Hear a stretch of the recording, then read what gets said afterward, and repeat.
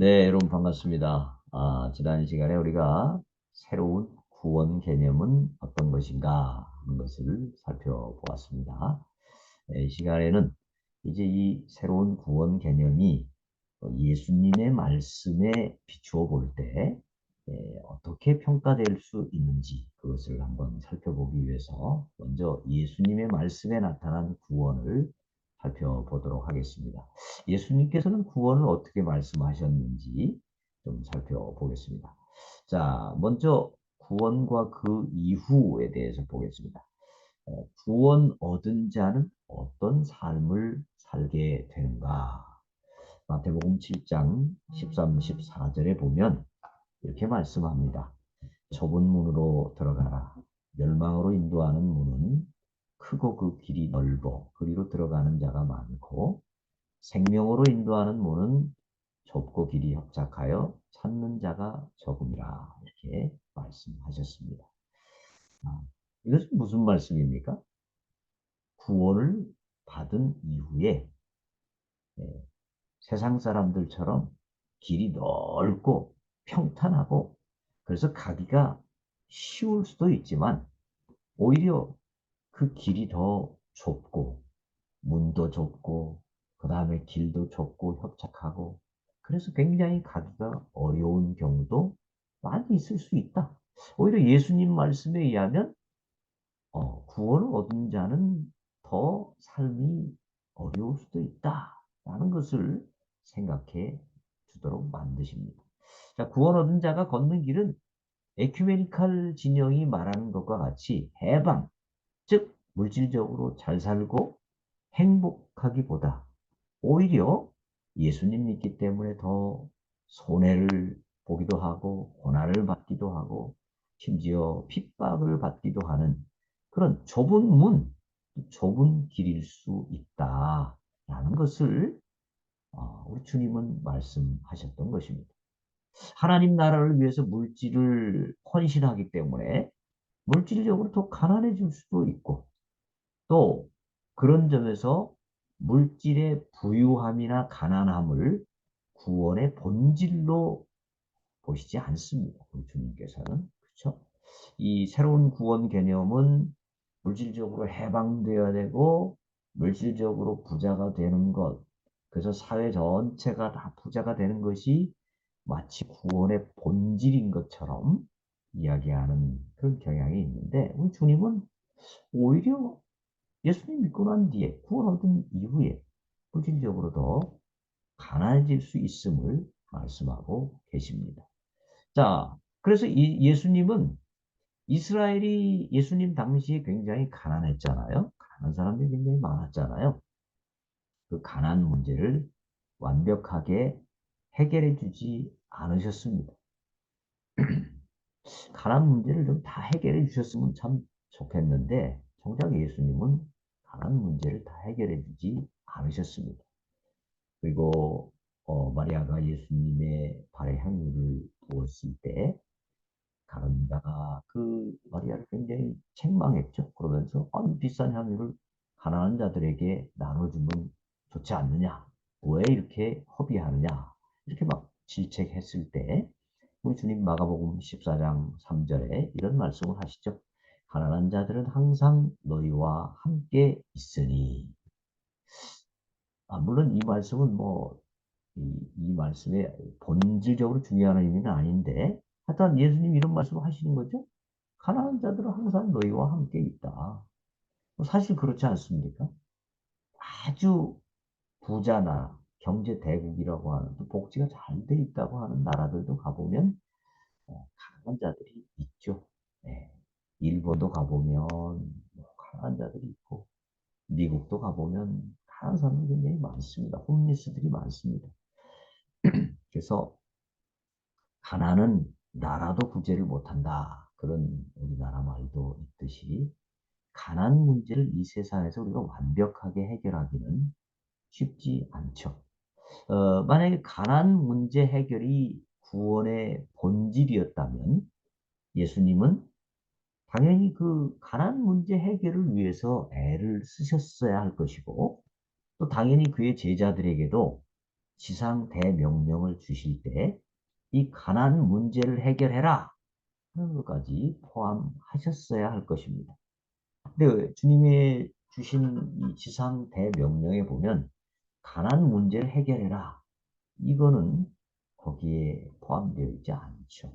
예수님 자신도 이스라엘의 가난 문제를 다 원천적으로 해결하지는 않으셨습니다.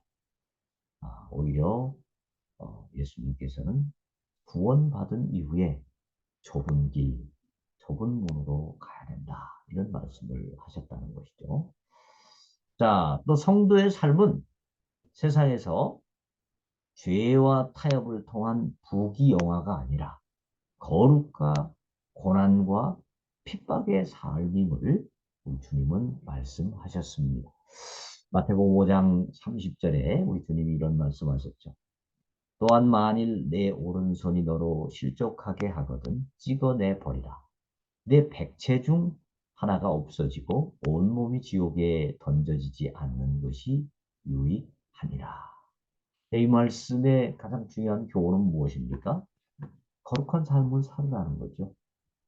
죄와 타협하지 말고 잘 살기 위해서 높은 자리에 올라가기 위해서 죄와 타협하면서 죄를 적당히 물 먹듯이 물 마시듯이 마시는 것이 아니라 죄가 내 삶에 들어오게 되면 거룩한 삶을 살기 위해서 그럼으로써 세상에서 빛과 소금이 되기 위해서 오른손이라도 찍어내버려 백체 중에 하나를 차라리 없애버리는 것이 낫다. 이렇게 말씀하셨던 것이죠. 또 요한복음 17장 14절 말씀해 보시면 내가 아버지의 말씀을 그들에게 주었사오매 세상이 그들을 미워하였사오니 이는 내가 세상에 속하지 아니함 같이 그들도 세상에 속하지 아니함으로 인함입니다. 하나님 아버지의 말씀을 예수님으로부터 받았기 때문에 세상이 그들을 미워한다는 것입니다. 왜냐하면 그들은 세상에 속하지 않았고 예수님이 그랬던 것처럼 세상에 속하지 않기 때문에 세상과 다른 삶을 살기 때문에 때로는 세상이 그들을 미워한다라는 것입니다. 세상과 다른 삶을 산다고 하는 것은 때로 비방을 받기도 하고 핍박을 받기도 합니다. 특별히 공산 진영이라든지 이슬람 진영이라든지 아주 타종교가 강한 지역에서는 기독교인으로 산다고 하는 것은 결국 비방과 핍박을 견디는 삶을 의미합니다. 그러니까 새 구원 관점에서는 예수님 믿고 구원받으면 물질적으로 잘 살고 사회 경제적으로도 부조하기 사라지고 모두가 다 평등해서 잘 사는 것 이렇게 말하고 있지만 정작 예수님께서 말씀하신 구원의 길은 이게 물질적으로 잘 되고 경제적으로 잘 되고 인권이 향상되고 물론 그 방향으로 가죠. 종국적으로는 모든 사람들이 예수님을 믿게 되면 그 사회가 그 방향으로 점점 가는 건 맞습니다. 특별히 우리 한국 사회도 사실 우리 한국 사회가 굉장히 어려웠고 인권적으로 문제가 많았지만 이만큼 경제 문제, 인권 문제 이런 것들이 좋아지게 된 배경에는 분명히 복음의 역사가 있습니다. 그것들은 구원의 본질이기보다는 구원의 어떤 열매 또 부수적인 결과라고 보는 것이 좋겠죠. 왜냐하면 구원받으면 우리는 때로 어려움을 겪을 수도 있고 더 강해질 수도 있다. 이게 주님의 가르침입니다. 자, 두 번째 우리 주님의 구원에 대한 가르침은 영혼 중심의 구원 이해입니다. 자, 새로운 구원 이해는 영혼 구원 플러스 육체 구원, 또 건강, 물질 구원, 환경 구원 이런 것이라고 말한다고 했죠. 그런데 예수님께서 말씀하시는 구원은 철저히 영혼 중심의 구원이다라는 것입니다. 마태복음 10장 28절 말씀 이렇게 나와 있습니다. 몸은 죽여도 영혼은 능히 죽이지 못하는 자들을 두려워하지 말고 오직 몸과 영혼을 능히 지옥에 멸하실 수 있는 이를 두려워하라. 자, 전도 현장에 제자들을 보내실 때 우리 주님께서 하신 말씀입니다. 마태복음 10장은 제자 파송장이죠. 자, 전도 현장에서 전도를 하다 보면 배적들이 주는 핍박, 이게 있죠. 때로는 그게 육신의 생명을 거두어 갈 정도로의 핍박도 있을 수 있습니다. 자, 그런 핍박이 있을 때 그것을 너무 두려워하지 말고 정말 두려워해야 할 것은 영적인 죽음이다. 영적인 죽음이 정말 두려워해야 할 일이다라는 것이죠. 즉 전도자들이 가져야 할 우선순위는 육신의 구원이 아니라 영적인 구원이다. 이렇게 말씀하고 있는 것입니다.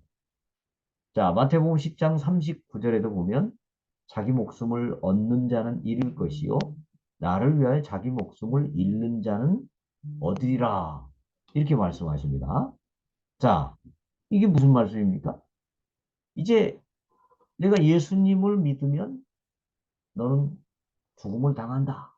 이런 핍박과 순교의 상황이 이를 때에 자기 육적인 목숨을 부지하기 위해서 하나님을 부인하게 되면 그는 영생을 잃게 되는 것이죠.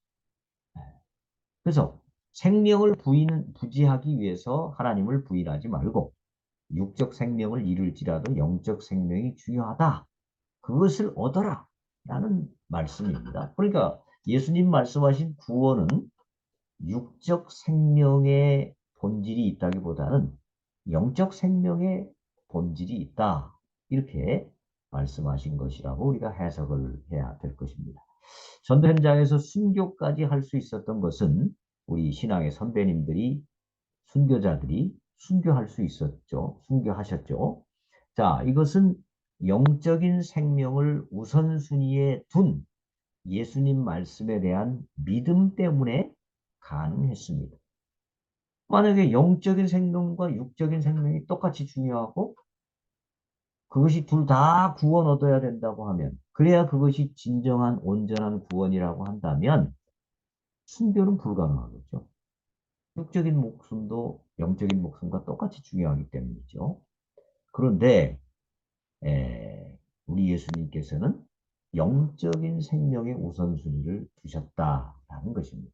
그렇기 때문에 순교가 가능했고 그런 순교의 신앙이 있었기 때문에 우리 기독교는 오늘까지 이만큼 성장해 올 수 있었고 신앙이 지켜지고 더 널리 퍼질 수 있었던 것입니다. 만약에 이런 그 영적인 구원의 우선성이 없다면 결국 신앙을 지키거나 또 신앙을 전파하기 위해서 희생하고 순교당하는 것은 불가능했을 것입니다. 물론 예수님께서 육신을 등한시하신 것은 아닙니다. 여러분이 오해하시면 안 됩니다. 예수님은 가난한 자들도 먹이셨고 또 귀신을 내쫓아 주셨고 많은 병자들을 고쳐 주셨습니다. 즉 육신적 차원의 문제도 해결해 주셨습니다. 그러나 예수님이 육신적 차원의 문제를 다 해결해 주시지 않으셨죠. 네.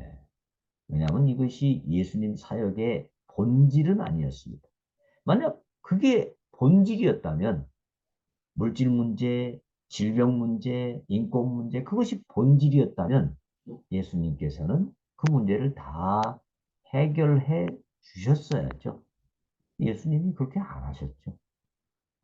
또 이 병치유나 떡 먹이신 것 이런 기적은 구원 사역의 한 징표고 예수님이 메시아라는 한 징표이지 그것이 구원의 본질은 아니었다. 이것을 우리가 좀 명확하게 알 필요가 있을 것 같습니다. 만약에 이것을 자꾸 구원의 본질로 인식하게 되면 선교를 할 때 그쪽에 너무 많은 에너지를 쓰게 되는 문제점이 나타나게 되는 것입니다. 세 번째는 우리 주님께서는 사회 구원 요구를 거절하셨습니다. 새로운 관점은 개인 차원의 구원을 넘어서서 사회 구조적인 혁명을 통한 구원, 즉 사회 구원을 구원의 핵심적인 사항으로 포함하죠. 자, 이 사회 구원은 요한복음 6장의 오병이어 기적 이후에 백성들이 예수님에게 요구한 것과 유사한 면이 있습니다. 백성들은 예수님을 왕으로 삼아서 식민 지배의 통치를 끝내고 그런 시대를 끝내고 다윗 시대와 같은 강대국을 만들고 싶었을 것입니다.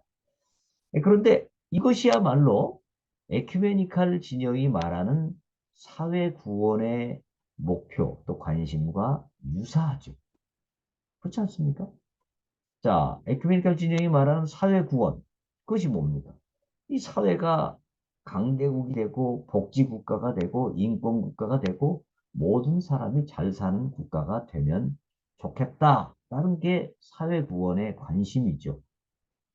그 예수님 당시에 백성들이 예수님에게 왕이 되달라고 하는 것, 이게 바로 사회 구원의 관심에서 나온 것이죠.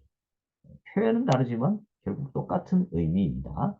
근데 예수님께서는 이런 요구에 대해서 요한복음 6장 26절로 27절에 이렇게 말씀하시죠. 너희가 나를 찾는 것은 표적을 본 까닭이 아니요 떡을 먹고 배부른 까닭이로다. 썩을 양식을 위하여 일하지 말고 영생하도록 있는 양식을 위하여 하라. 이렇게 말씀하십니다.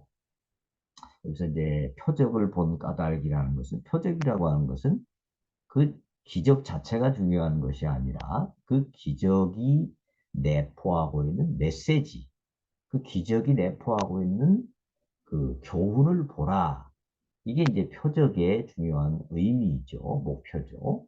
그러니까 백성들이 그 예수님이 베푸신 오병이어의 기적을 보고 아, 예수님이 메시아시구나. 이렇게 깨달아야 그게 바른 것인데 백성들은 떡을 먹고 배부르니까 예수님을 자꾸 찾고 예수님을 왕으로 삼으려고 했죠. 근데 우리 주님께서는 썩을 양식을 위하여 일하지 말고 영생하도록 있는 양식을 위하여 하라. 이렇게 말씀하심으로써 우리가 추구해야 될 구원은 부자 되고 잘 살고 복지국가 만드는 그런 구원이기보다는 영생 얻는 구원이다. 이렇게 말씀하셨던 것입니다. 그래서 요한복음 6장 51절에 우리 주님이 이렇게 말씀하시죠.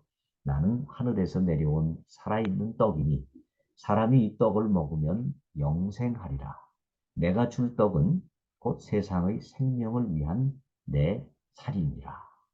예수님께서 주시고자 하신 구원, 바로 사회 구원에서 말하는 떡 문제 해결이나 정치적인 억압 해결에 있지 않고 자신의 살과 피를 주어서 전 인류를 영생으로 이끄는 것이 바로 예수님이 주시고자 하는 구원이었던 것입니다.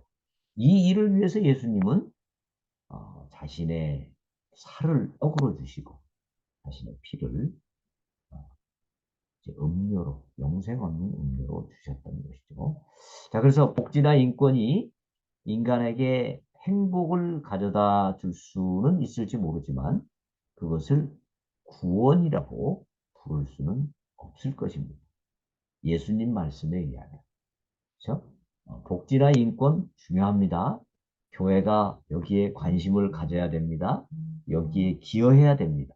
그러나 그것을 구원이라고 부르는 것은 한계가 있습니다. 예수님의 가르침과 맞지 않습니다.